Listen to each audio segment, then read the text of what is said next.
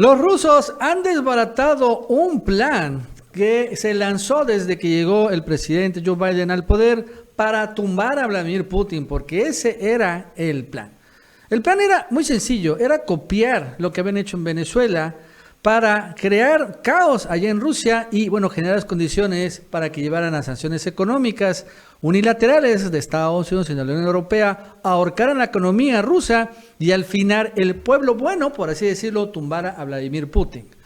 Exactamente el plan Venezuela lo querían apoyar en Rusia, ese era el plan. Y bueno, al final, unas semanas después de que se lanzó, lo desbarató por completo los bastantes habilidosos funcionarios de la Cancillería de Rusia, en particular este señor Sergei Lavrov, que ya tiene como 15 años en este cargo y la verdad es que es todo un tiburón.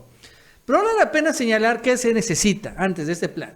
Para lo que empezaron a impulsar los Estados Unidos y los europeos, fue un personaje opositor, porque eso es lo que, antes de tumbar a un dictador, entre comillas, necesitas al liberador. En ese sentido, encontraron a un opositor histórico que se llama Alexei Navalny.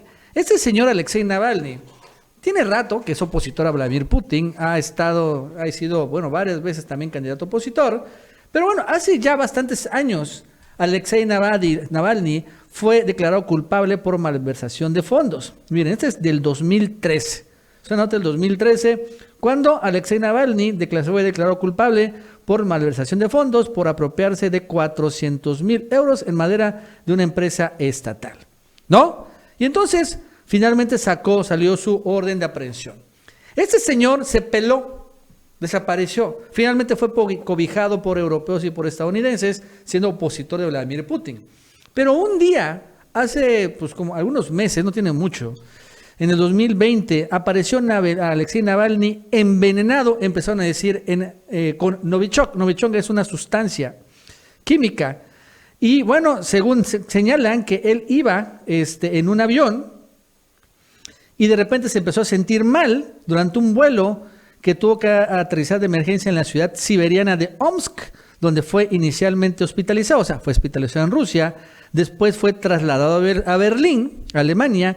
Entonces los alemanes le hicieron pruebas, dicen, y encontraron un agente nervioso, que es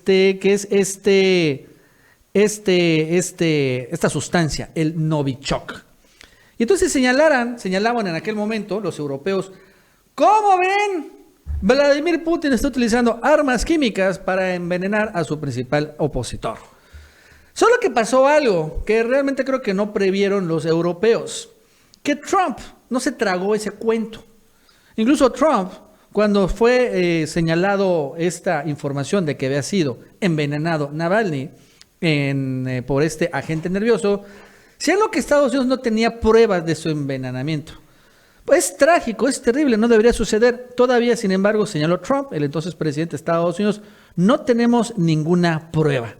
Así que, pues, en ese momento Estados Unidos, la verdad es que descalificó esto, ¿no? Pues no hay pruebas. Dicen los alemanes y los franceses, pues está chido, pero pues nosotros no tenemos prueba, empezó a decir Trump. Y entonces, de una u otra manera, no caminó esto, porque ves que están creando un conflicto a Putin. Pero bueno, Trump pierde, llega Joe Biden, y entonces pues se retoma este caso. Y de rentada ya se había perdido Alexei Navalny, y entonces sube un avión y se va a Moscú. Y lo arrestan precisamente porque tenía esta orden de aprehensión por este viejo tema de la malversación de fondos. O sea, del 2013, regresa a Moscú en 2021 y obviamente se entrega, pero con un gran show gigantesco, tremendo, enorme, ¿no? Quería hacer un poco lo mismo. Ahí yo me doy cuenta que hizo Guaidó.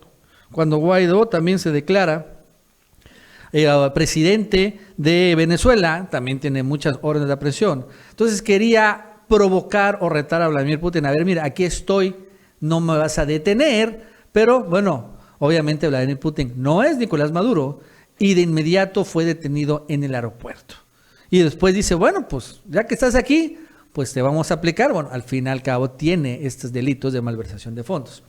Y entonces lo arrestan. Ya un tribunal lo condena a 3 años, incluso si fue en el 2015. que fue este arresto. Ya para ahorita hubiera salido, hubiera cumplido su sentencia, pero bueno, finalmente se escapó, por así decirlo. Pero aquí empezamos a ver algo nuevo. La Casa Blanca empieza a entrometerse todavía más y empieza esta operación de generar desestabilización. No, vamos a llamarle así, Operación Venezuela aplicada en Rusia. Y entonces la Casa Blanca, Joe Biden le habla a Vladimir Putin y le pide que liberen a Navalny. O sea, aquí vemos, o sea, al final va el opositor ruso, se entrega y inmediatamente después el presidente de Estados Unidos le pide a Putin que lo libere. ¿No? Que lo libere. Porque, pues, ¿cómo es posible que un régimen autoritario como el de Rusia detenga a opositores democráticos? Por cierto, después empezó a trascender y hasta se filtró que hay un video de Alexei Navalny con agentes del Reino Unido sobre este tema. Pero entonces aquí empezamos a ver este tipo de operación. Ya no está exacta calca como la de pasó con Maduro, porque bueno, Estados Unidos no reconoce a Maduro, pero sí la presión. O sea, que liberen, dicen los gringos, al liberador de Rusia, porque eso es lo que le quieren vender. Y bueno, llegaron los europeos e empezaron también ellos a aplicar la otra parte, las sanciones. La Unión Europea empezó a imponer sanciones a Rusia por este caso de Alexei Navalny, ¿no? ¿Dónde he visto esta historia?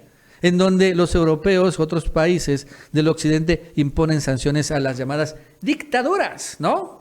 A estos regímenes autoritarios y populistas que se les menciona una y otra vez. Y bueno, incluso ya otra vez Alexei Navalny empezó a pedir que Biden sancione a los compinches de Putin, o sea, y al propio Vladimir Putin. O sea, ya está pidiendo este señor desde la cárcel que Estados Unidos sancione también a Rusia. ¿Dónde hemos visto esta historia? ¿Cuándo ha pasado que los Estados Unidos ha sancionado a un país para acorralarlo, para ahorcarlo, para finalmente provocar cambios de régimen o tal vez negociar cosas? Entonces empezaron realmente a presionar y a presionar en este mismo esquema.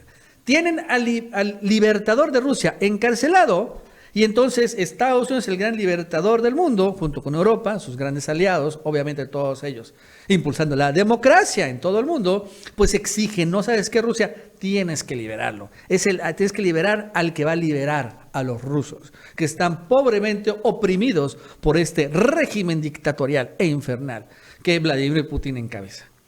Si vamos los rusos, repito, no son los venezolanos, en lo absoluto. ¿Y qué pasó? Fíjese que hace unos días, ¿no? Mandó la Unión Europea a el canciller europeo, se llama Josep Borrell, que es este que está aquí a la derecha, ¿no? De pelo blanquito, a Moscú, precisamente para entrevistarse con Sergei Lavrov, llevando también esta petición de Europa de que liberen a Alexei Navalny, ¿no? Liberen al libertador de Rusia. Sin embargo, ese señor Sergei Lavrov, el canciller ruso, es un tiburón, o sea, es alguien que, mis respetos para las relaciones internacionales, es alguien que aprovechó y sabía que iban a ese tema. Y la verdad es que le preparó una emboscada que acabó este cuate Josep Borrell, que es un español, desplumado por completo, ¿no? Y es que en una conferencia de prensa conjunta, ¿no? Ese señor Josep Borrell dijo a la prensa internacional, le hemos pedido finalmente que liberen a Alexei Navalny. Entonces, al final, Sergei Lavrov aprovechó para decir, bueno, es que ustedes son unos gigantescos hipócritas, porque nos piden que aquí, ustedes, que nosotros no defendemos los derechos humanos, pero ustedes, al final, buscan este tema del multilateralismo, etcétera, etcétera, aquí en Europa, con nosotros los rusos y los chinos, etcétera, pero, por ejemplo, ignoran lo que pasa con Cuba. Ignora con lo que pasan con otros lados. O sea, al final, los derechos humanos, por ejemplo, de otros países como Venezuela, son completamente ignorados. O sea, hay régimen de excepción entre Estados Unidos y Europa. Entonces, en unos países no se fijan en esto y en otros países como nosotros sí quieren imponernos. Señaló también Sergei Lavrov que igual la verdad es que no hay confianza en Europa. Son malos socios,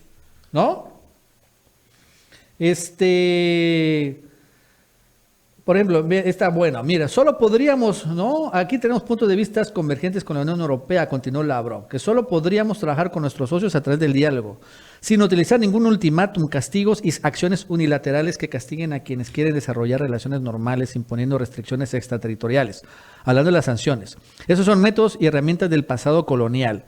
Debo decir que la Unión Europea empieza a utilizar esos instrumentos que fueron inventados por Estados Unidos, lo cual es malo, ¿no? Nos estamos acostumbrando al hecho de que la Unión Europea, continuó Lavrov, está tratando de imponer restricciones unilaterales, restricciones ilegítimas y partimos de la suposición en esta etapa de que la Unión Europea es un socio poco confiable. Espero que la revisión estratégica que tendrá lugar pronto se centre en los intereses claros de la Unión Europea y que estas conversaciones se ayuden a que nuestros contactos sean más constructivos. O sea, que le dio una zapateada, lo desplomó por completo. O sea, fue muy duro realmente Sergei Lavrov. Porque, por ejemplo, le preguntaron a Borrell, al europeo, sobre el tema de Cuba, y dice, es que yo no vengo aquí a hablar de Cuba, y le respondió Sergei Lavrov, mira, pues a mí siempre me preguntan de Rumania, entonces yo tengo que hablar de Rumania siempre, ¿no? Entonces sí fue muy duro, e incluso ya de regreso, ya se están pidiendo la cabeza, porque fue lo desplumaron con una gran ridiculez de la Unión Europea al final de esta visita. Y aparte todo esto se enmarca y se engloba, todo esto que estamos hablando, con la vacuna Sputnik, ¿no? Que es otra cosa distinta, que al final los europeos y los estadounidenses estaban, en este plan, ¿no? Generar caos políticos al interior de Rusia, pero sucede que surge la Sputnik V como una verdadera opción para la Unión Europea para poder librar del acaparamiento de los Estados Unidos, que está haciendo de sus propias vacunas. Y entonces este elemento empieza a jugar también de una manera geopolítica. Porque, por ejemplo, va Josep Borrell a Moscú y pide la liberación de Navalny.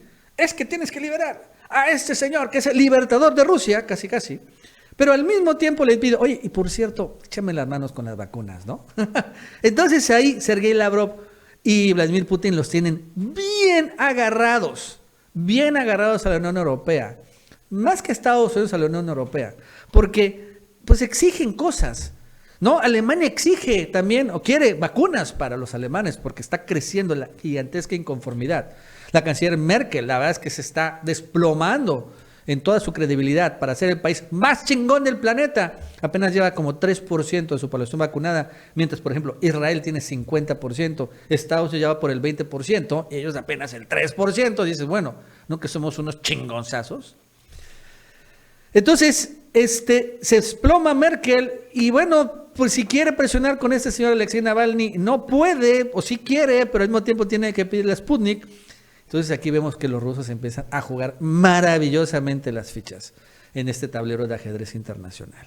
Y sí, le quisieron realmente tumbar o a provocar desestabilización y caos, hasta provocaron manifestaciones y todo esto, pero la verdad es que no pudieron.